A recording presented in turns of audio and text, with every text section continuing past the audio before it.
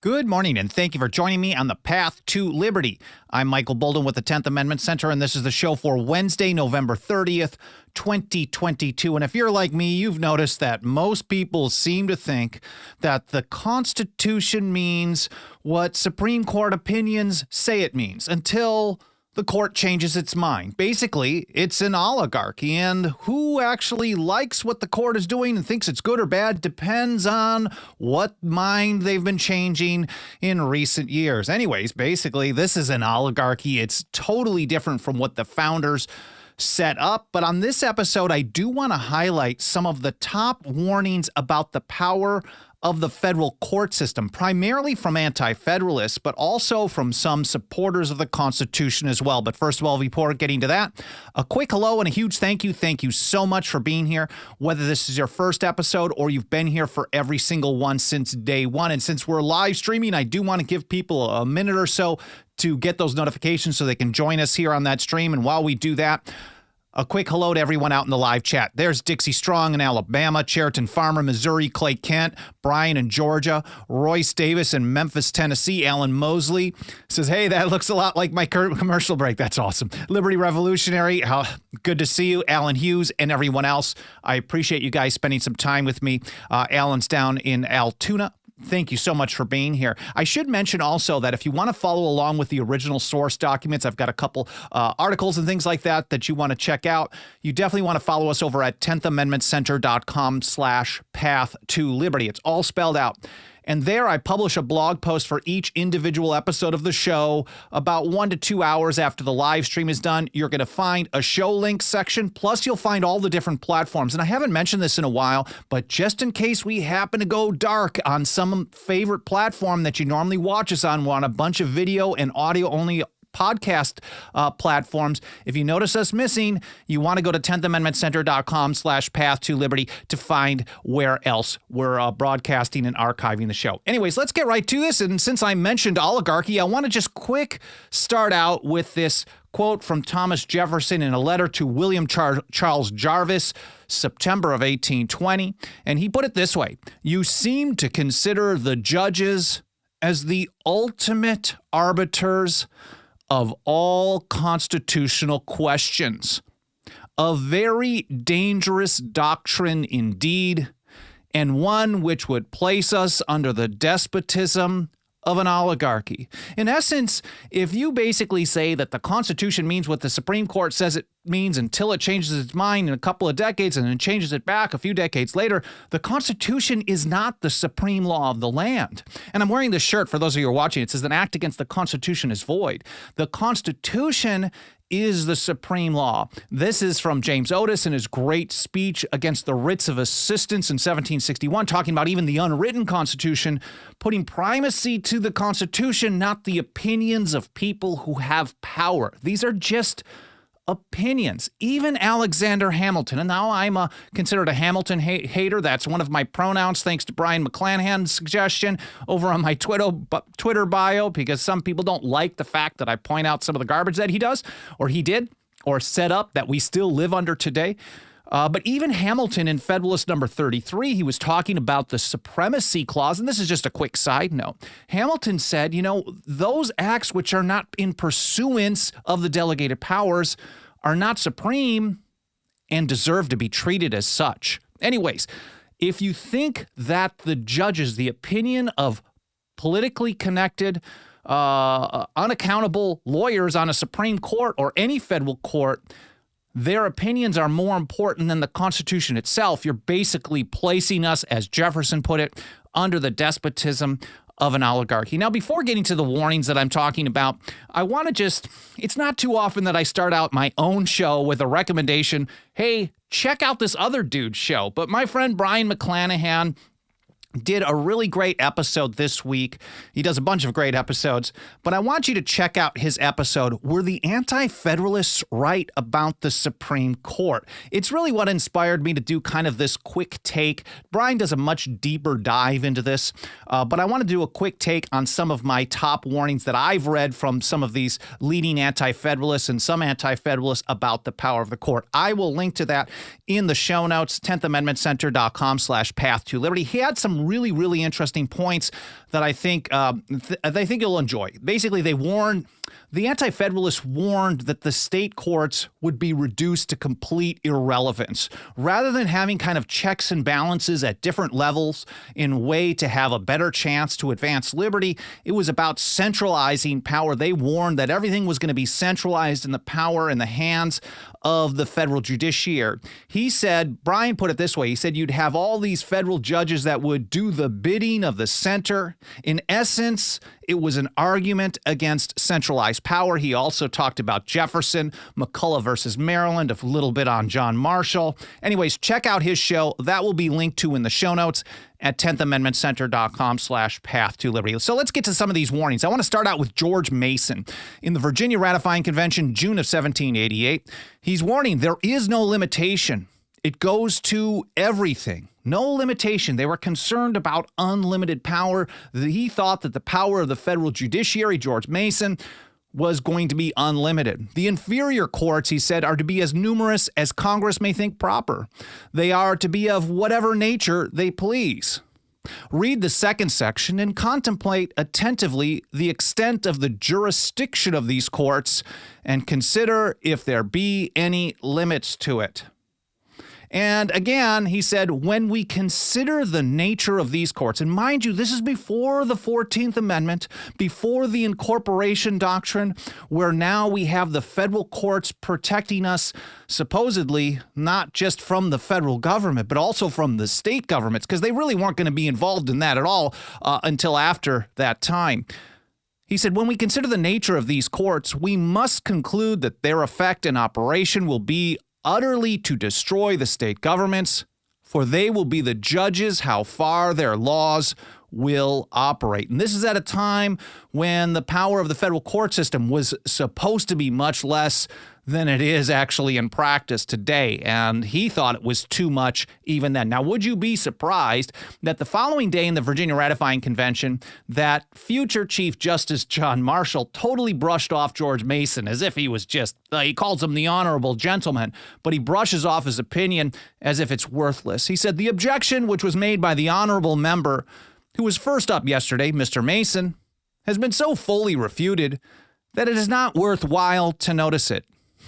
Just don't even concern yourself with this garbage. There's going to be no problem in the federal court. Maybe Marshall had some plans to get on that court himself. Who knows at that point? Here's William Grayson, also in the Virginia Ratifying Convention. This is the following day, June 21st, 1788. He said, this court has more power than any court under heaven. The most powerful court under heaven. One set of judges ought not to have this power, and judges particularly who have temptation always before their eyes.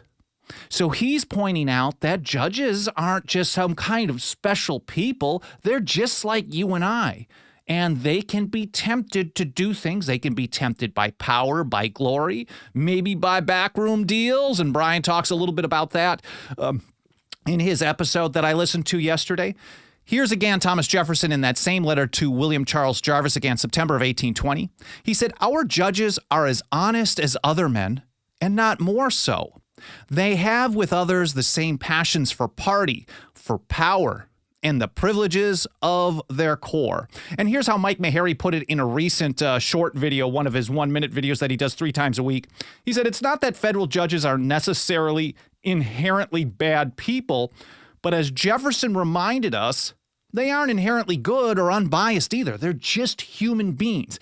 And if we take this was very prominent in the anti-federalist positions on just about anything, not just the federal courts, but really, and Jefferson was not an anti-federalist. I should actually be reminding you guys of that. He specifically rejected the notion, especially in a letter to Francis Hopkinson. He's definitely not an anti-federalist, but he also was not a federalist. And he summed that description up with, if I could not go to heaven but with a party, I would not go there at all. That's a quick side note. But basically, the anti-federalists were very concerned about human nature, and they recognized that if you had a situation where people could abuse power, they absolutely would in time, even if you had good people in the short term. Now, then again, Benjamin Franklin had the same view, and he was certainly a Federalist. He was certainly in favor of ratification. And on September 17th, 1787, the day we call Constitution Day now, the last day of the Philadelphia Convention, he said, basically, this is going to end in despotism. It's going to be administered well for a number of years, and then eventually the people would become so corrupt that that's all that they would want in government, and that's basically what we have today. So Jefferson warned about potential corruption in judges as well, and so did William Grayson, and so did so many others. Here's James Madison in his report of 1800. He said, dangerous powers not delegated may not only be usurped, so usurpation is a theft of power. It's an exercise of power not delegated to the government. St. George Tucker called it treason against the sovereignty or the final authority of the people. So dangerous powers not delegated may not only be usurped and executed by the other departments, but that the judicial department also may exercise or sanction dangerous powers beyond the grant of the Constitution. So the so-called father of the Constitution is warning that, the judicial department could violate the Constitution. So it's if the judicial department can violate the Constitution or sanction them, then the judicial department logically then isn't superior to anybody else. But unfortunately, most people today just think that we live in an oligarchy, although they don't want to call it that. Now, it's not just Virginians. I know I'm just citing a bunch of Virginians, Grayson, Mason, Jefferson, Madison. But on his show, Brian also discussed the great anti-federalist writer Brutus, who I did a whole series on. I did an episode for almost every one of his papers. He did 5 of his 16 papers on the judiciary. So the power of the judiciary was very significant for him. And in his 11th paper, he warned that the courts could mold the government into almost any shape they please. Mold the government into almost any shape they please. And certainly with the centralization of power, with every issue that should be a local issue, every issue becoming a national issue, something that happens in Katy, Texas, or in Bakersfield, California, or Bangor, Maine, they're all national issues, and everybody from everywhere gets all worked up about it, and then they want to go to the courts or go to the Congress, and then the courts have to say something about it, but everything needs to be controlled from the center. And the anti-federalists and some of the federalists alike certainly warned against this type of consolidation. And now that everything is a federal court issue as well, they certainly have molded the government into whatever shape they please, which is the largest government in the history of the world. And in his 15th paper, he said, instead of being just independent, so they were told, oh, no, you don't have to worry about the federal court system being above one of the others. They're co-equal branches. They're independent. They're there for life, but that gives them their independence.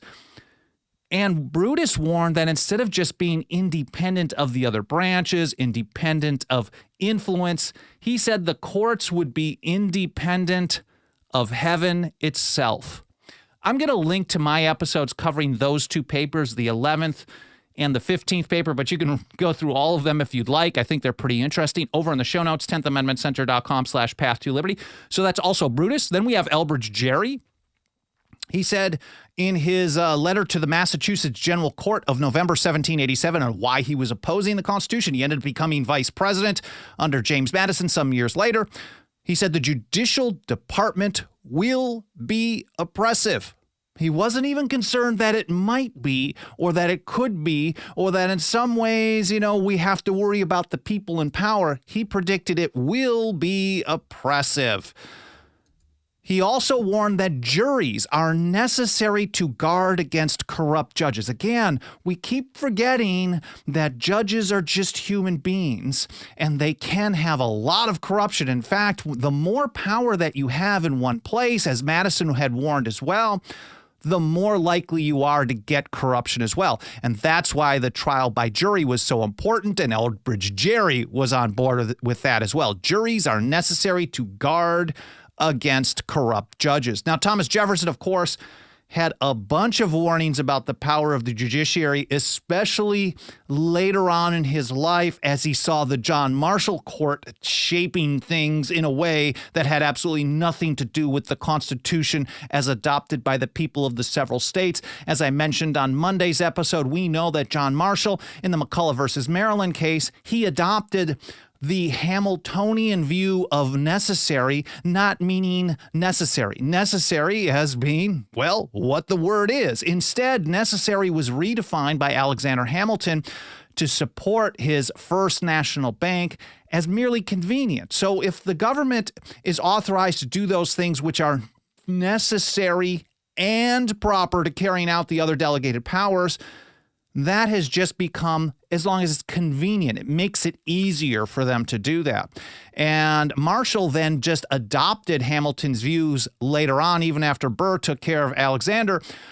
He adopted it in some places word for word. So Jefferson is watching this play out, and he's like, man, this is really nasty what's happening. Here, for example, in an 1820 letter, this is Christmas Day. What's Thomas Jefferson doing on Christmas morning in December of 1820? He's worrying about the judiciary, the federal courts destroying the structure of federalism, destroying liberty. He said the judiciary of the United States is the subtle core of sappers and miners, constantly working underground to undermine the foundations of our confederated fabric. Merry Christmas, Thomas Jefferson. I don't think he put Merry Christmas in there, but it's fascinating to me that that's what he did. Here he is in a letter to William Johnson, who was an associate justice of the court, pretty young. I think he was just in his early to mid 30s when Jefferson nominated him for that position, and he was there for decades. Here's a letter to him in March of 1823. There is no danger I apprehend so much as the consolidation of our government by the Supreme Court. Patrick Henry, of course, warned in the Virginia Ratifying Convention over and over and over and over against consolidation. Samuel Adams warned against consolidation, which is centralization of power. And in fact, even the Federalists all were opposed to consolidation. They just debated that, well, this isn't going to lead to it, or this new structure, this doesn't count as consolidation. It might be more centralized than what we had before, but it's not a consolidated government. So that was what a lot of the debate was over. But Patrick Henry specifically said consolidation must end in the destruction of our liberty. There's no way out of that. And here's Jefferson years later warning that it's the courts that are doing that to us. There is no danger I apprehend so much as the consolidation of our government by the Supreme Court. I consider this a very dangerous strategy, the way that people are approaching government today. Basically, they wait for the government to tell us that the government wasn't supposed to be doing something in the first place, and they comply with whatever the government tells them to do. Now, I mean, not really. I mean, when they think about it, when they put to the question, if even in private, are you going to follow this or are you going to risk your neck and refuse to comply? Well, they'll say, well, we got to wait to get new people in office. And then those new people are going to appoint new people for the court. And then we'll go through a 2 or a 4 or a 6 year lawsuit process, and then we'll get it overturned. But by the time maybe decades later something gets overturned, generations are gone. And the notion that you have to comply with an unconstitutional act until the federal government says it was unconstitutional in the first place, this goes against all our founding principles. Here's how I put it in an article. Think of about how many times the federal courts expanded liberty over the years versus how many times they watered down our rights, restricted them even further, or just rubber-stamped expansive federal power. We're looking at you, qualified immunity, war on drugs, asset forfeiture, surveillance state, right to keep and bear arms, commerce clause, and a litany of other issues. By and large, federal courts have been awful for liberty. And of course, if we were just paying attention, We know this was going to be the case. And instead of relying on government to do the right thing, instead of waiting for federal judges to limit federal power, we, the people, would stand up to protect and preserve our own Constitution and our own liberty, whether or not the federal courts happen to agree with us. I summed it up like this. It's absolutely foolish to leave the fate of your liberty to the chance that 5 out of 9 politically connected lawyers employed by the largest government in history will do the right thing and limit that same government's power. And it's really just going back to Patrick Henry. Just one more quote on this quick one today. He said, "Show me," this is from the Virginia Ratifying Convention, "show me that age and country where the rights and liberties of the people were placed on the sole chance of their rulers being good men without a consequent loss of liberty. I say that the loss of our dearest privilege has ever followed, the loss of that dearest privilege has ever followed with absolute certainty every such mad attempt." So to Patrick Henry and to many of the founders and old revolutionaries, waiting for government to do the right thing rather than learning how to exercise your rights, whether the government wants you to or not, is insanity. This is absolutely stupid. This is how people have done it for generations. And as I keep saying on this show, because of it, today we live under the largest, most powerful government in history.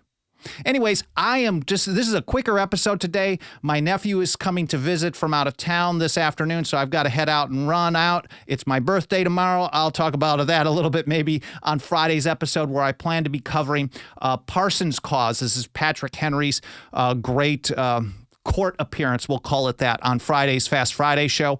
So I'll look over in the live chat a little bit later today or maybe by the weekend and see if there's any comments or questions I can get back to. And of course, leaving comments, especially in the archive, that helps trigger the algorithms of these mainstream platforms, and it gets them to show the program to more people. So I really appreciate your feedback. Same with leaving reviews on Apple Podcasts or any other podcast platform, smashing the like button, sharing links. All that stuff does help us reach and teach more people about the Constitution and liberty. And of course, if you want to put your financial faith behind our work, absolutely nothing helps us get the job done every single day more than the financial support of our members. You can join us for as little as $2 a month over at 10thamendmentcenter.com/members. Again, I really appreciate being here. I hope you're having a great day, and I'll see you next time here on the Path to Liberty.